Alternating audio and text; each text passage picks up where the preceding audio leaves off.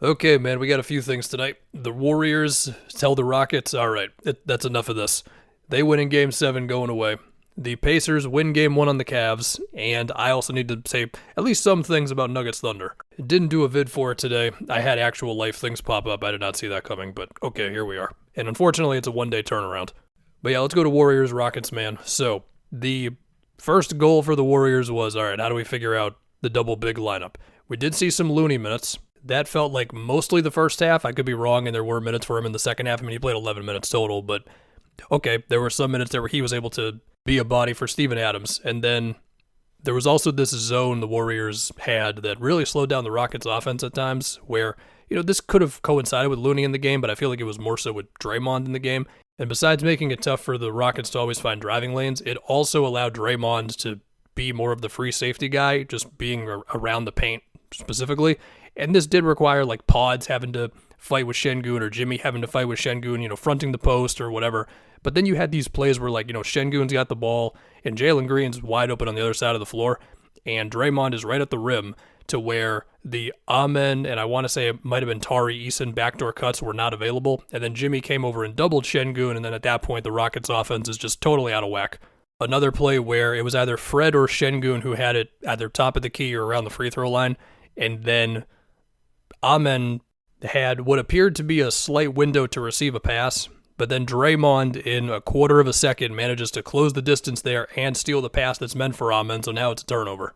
Draymond also had this one incredible help defense play where I think he helped off of Tari in the corner to contest Şengün at the rim, and you could tell from Şengün's perspective, he basically came out of nowhere. It felt like Pods had some good defensive possessions fighting around Van Vliet or Jimmy switching onto Fred to just prevent him from getting free for stuff, and they basically found a way to put the Rockets' half-court offense all the way back in the mud, and the only life the Rockets really had was when Amen was able to get out in transition repeatedly in the third quarter. And then eventually Steph came alive where he's keeping his dribble alive longer as Steven Adams is playing up high on him on screens, keeping the play alive either for a layup or a pass to somebody, beating them on backdoor cuts, beating Steph on just tough threes. That we know what that looks like. The Rockets attempted 18 threes tonight. And I know the first thing we think about with this team is that, they're big, physical, athletic, the whole thing. And yeah, they are. Defense first. But like in game 2 where they won, they shot 40 threes. And then in 5 and 6, I think they shot also about 30 threes. And you definitely give the Warriors credit for taking some of that away. And I mean, Fred did not just have free reign to get pull-up threes all day in this game.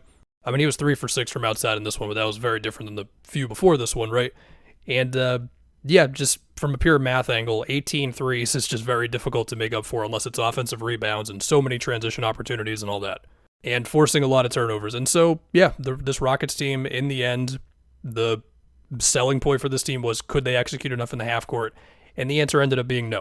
Now, here's the thing. They were the 2 seed. They're very young. Nobody thought they were going to be this good this season. And they got a bunch of future assets, and they took this thing to a Game 7. So, okay, definitely a successful season overall. Sure. We're still going to have can Jalen Green be reliable in the playoffs? Fair. And I will still say that Amen with at least a mid-range jump shot to go along with everything else he does athletically would be nice. Şengün's consistency as a finisher, but anyway, yeah, I've said enough. Warriors, they got the job done. It was there were some ugly, but still kind of beautiful games throughout this series, man. Definitely some callbacks to like 2007 defensive basketball. Anyway, Warriors are going to face the Wolves. Hopefully I will have a video out for that one. Can we now go on to Pacers-Cavs? Pacers win game 1. Darius Garland, I mean, the Cavs are going to need him. We know that one. It was a whole lot of Donovan Mitchell and Ty Jerome in this, but I think the thing that I'm going to remember the most from this game 1 for the Pacers was just how comfortable they were with, I suppose, a few things, but number one had to be like, it didn't feel like Halliburton was too freaked out by Jared Allen. Moving back and forth depending on the stretch of time, who's in the game, who's out of the game, whatever. But to begin the game, it was Mobley on Miles Turner. The idea there is he can switch onto Halliburton when they run those screens. And then it was Jared Allen on Siakam. And there were a couple of plays that I remember where Jared Allen was able to guard Siakam well in the post. But the Pacers immediately were like, okay, how can we make this work for us? And so you'd see like Siakam and Turner both involved in either a DHO or a screen action with Halliburton. And then one of them kind of dives into Jared Allen and the other one gets a 3. Like that was a Siakam getting a 3 in this instance.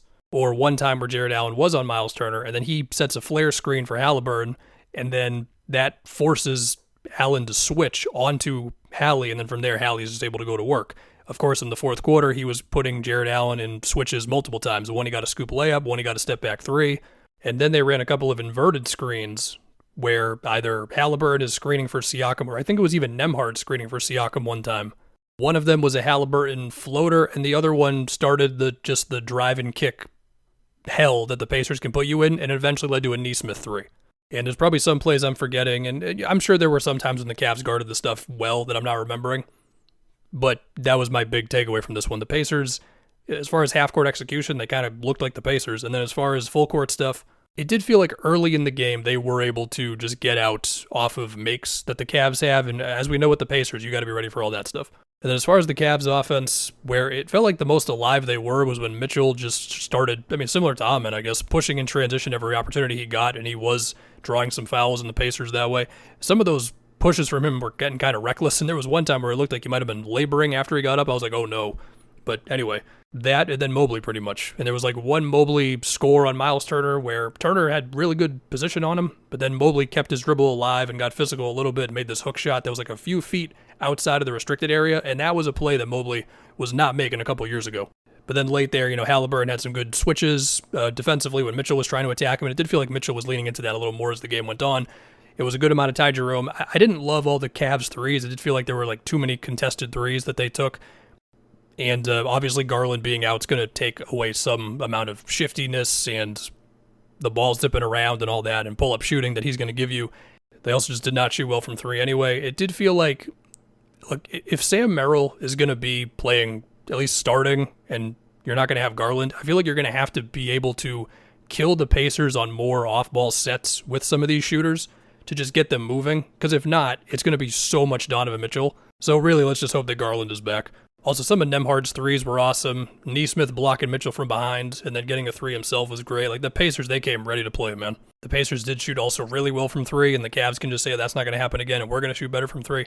But I think when it comes to Indiana, just because of how specific of a play style they have with the spacing and how much they push and everything, and all the sets they run, if they feel comfortable, and they definitely looked comfortable at least, then we definitely got ourselves a series. The last thing, the minutes in this one were not as high as you'd expect for a playoff game. I don't think anybody played 40 minutes. That's probably not going to hold up as the series goes on. Anyway, now for a little bit on the Nuggets and the Thunder. The Nuggets, they did beat the Thunder a couple times this season. They put up 140 on them. The game before, they put up like 106 or whatever it was, but they also just collapsed in the fourth quarter. Before that, it was a pretty close game.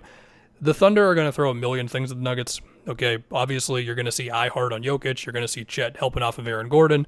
I think the timing of the doubles could change up as the series goes. Sometimes it could be doubles on the catch, sometimes doubles on the drive, doubles when he's got like one or two dribbles off of his post-up. I think you're going to see more physical post-ups from Jokic in the series. There's going to be opportunities for corner threes. OKC, similar to last season, they give up the most corner threes in the league, and they're betting on we're going to get enough deflections, enough steals, enough blocks to where it's fine. They also foul a lot. And I think just with how good Jokic is at making you pay for stuff, I do think there's opportunities for the Nuggets to score in this series, assuming that they don't just get overwhelmed with like, oh my God, we can't dribble anywhere because there's Caruso and there's Dort and there's Case and Wallace and there's Chet as a help guy and, the whole thing. As I say this, the Nuggets actually shoot the least amount of corner threes in the league. So, okay, and sure, if it's Gordon, they're going to dare him, but whatever. Will Jamal Murray be able to dribble comfortably in this series and get around screens and all that nice stuff? Well, we had those fears in the Clippers series, and he was mostly fine. The Thunder have more guys they can throw at you, of course. I would say that they are more chaotic defensively than the Clippers are at times as well. Now, as I say that, the Clippers were also towards the top of the league in steals and deflections, but OKC was a bit above them at most of these things. I don't know if MPJ is going to be able to dribble against this team. We'll see. And then as far as the other end, it's not the only thing I'm wondering, but I do wonder if the Nuggets at some point will just put two on SGA and see what happens. They did tinker more with the double teaming on Kawhi as the Clippers series went on. Of course, you can't do it every play. And if the Nuggets, if they do go with Gordon on J-Dub, which I believe was what it was for like the 6 minutes that Aaron Gordon played against the Thunder this season. I shouldn't say that. He played the first game they played this season, but I'm talking about with Chet and Ihart together. That's interesting because, J-Dub likes to get his physical drives on when he can. You really can't do that on Gordon. But we'll see. Maybe that's not the matchup and everything I just said doesn't matter. I do also wonder if Chet is going to be helping off of Gordon. Could Gordon just have an opportunity to just body Chet pretty much. Obviously, Chet's got the height. He's able to block him, all that. But as far as just putting your shoulder into somebody, I want to see what happens there. I do really fear for the non-Jokic minutes in this series especially because of all the depth that OKC has. I mean, Aaron Wiggins is going to go nuts. Isaiah Joe is going to take his threes. Kayson's going to come in there and wreak havoc. Caruso's going to do the same thing. Of course, one of Chet or Ihart are going to be out there, if not all the time, then the majority of the time. Perhaps Big Jalen Williams makes an appearance. I mean, I haven't talked about SGA too much. Like, we'll see how much it's doubles, we'll see how much it isn't, but I'm expecting SGA to just do what he does because if there's evidence that somebody can really slow this guy down, we haven't really seen it at this point since he became this good. Like that Dallas series last year, with as good as that defense was against OKC overall, he was doing his thing. So yeah, I'm going to go with OKC in 6 games. I think if there is any offense that could actually score against this defense, it's going to be one that executes as well as the Nuggets do, assuming that Jamal Murray is just not in complete hell with trying to deal with Lou Dort and all their on-ball defenders, which is possible. Also, shout out to Russ. Another Westbrook playoff experience will be fun.